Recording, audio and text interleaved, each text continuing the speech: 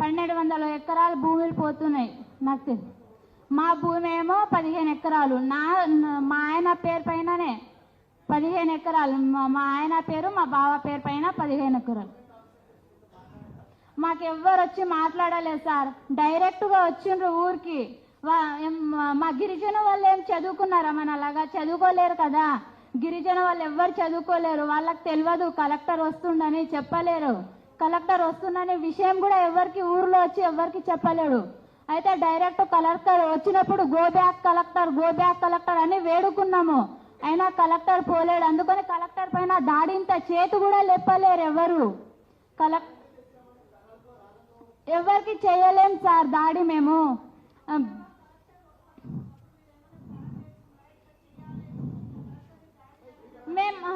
అలాంటి ప్లాన్ ఏం వేసుకోలేం. మా కలెక్టర్ వస్తుందనే విషయం కూడా తెలియదు.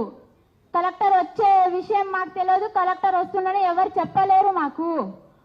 అది దాడి అయితే మేము దాడి చేయాలని ఎవరు దాడి చేయలేరు. ఎవరో ఏమో భూముల కోసం అయితే డ్రోన్లు తిరిగినాయి, సర్వేలు చేస్తుండ్రు, అన్ని చేస్తుండ్రు. మీ ఇల్లు పోతాయి, మీ భూములు పోతాయని మాకు బెదిరిస్తుండ్రు.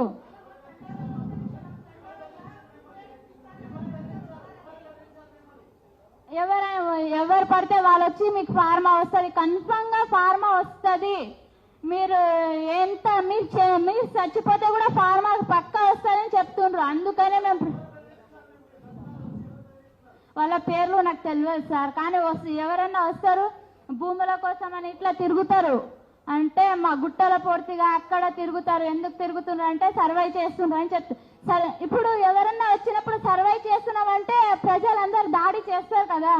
సర్వే చేస్తే మా భూముల పైన సర్వే ఎందుకు చేస్తారు మీరు?